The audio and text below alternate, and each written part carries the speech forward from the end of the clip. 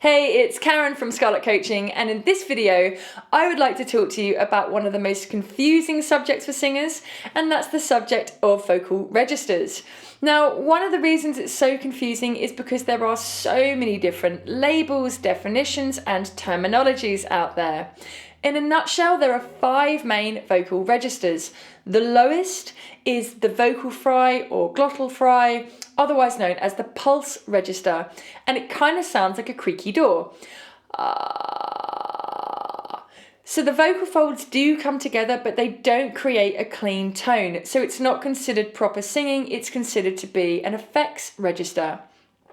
Next we have the chest voice, which is associated with the lower part of your range, and it's called the chest voice because back in the 12th century a couple of monks noticed that when they sang low notes they could feel their chests vibrating.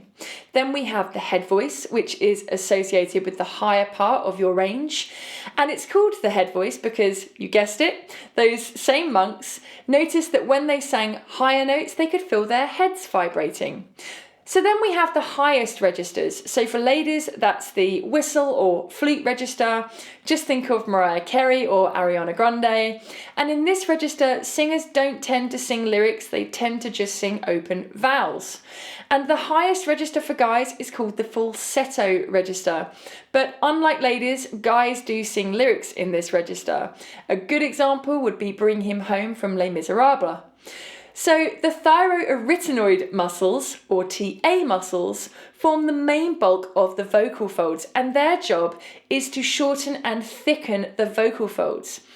Then you have the cricothyroid muscle, and its main function is to lengthen the vocal folds.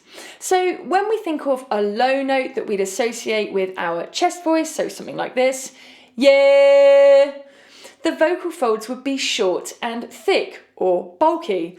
So we would say that that is a TA dominant sound. If we think of a stereotypical head voice sound, something like this, where the vocal folds would be long and thin, we would say that that is a CT dominant sound. But what happens when I sing a note like this? Yeah! It's a high note, but the vocal folds are no longer long and thin. They're thicker, bulkier. So we would say that that is a TA dominant sound. And if I sang a low note like this, yeah, the vocal folds aren't as thick as they would be if I sang the same note like this, yeah. So we would say that that is a CT dominant sound. Now, when you hear people talk about mixed voice, they are literally talking about a mix or a blend of the head and chest voice. So the vocal folds aren't completely thin, they're not completely thick, they're a balanced mixture of the two. So the TA and CT function are working 50-50 in balance. Now, there's a multitude of other definitions out there when it comes to vocal registers, but my advice is to keep it simple. I prefer to think of the voice like Mark Baxter describes it, as a guitar. So you don't need to be a guitarist to get this. We've got the lowest string on a guitar is the thickest string, and we would associate that with our chest voice, and then the highest string is thin, and we would associate that with our head voice. And then we have the strings in between, which have different thicknesses.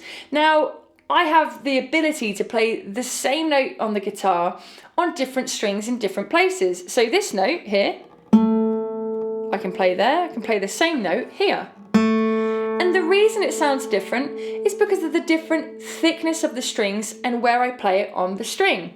So if I was to sing that, it would sound like this. Yeah! It's a thick vocal fold sound. And if I sang that same note here with a thinner vocal fold sound, yeah! Totally different sound. So I hope that has helped you understand vocal registers a little bit better.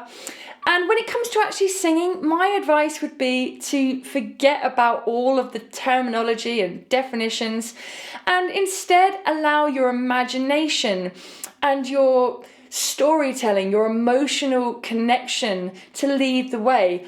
Ask your voice for the sound that you want rather than trying to tell it what register to use, because your voice If you ask it for a sound, we'll know exactly what register to use and how thick your vocal folds should be.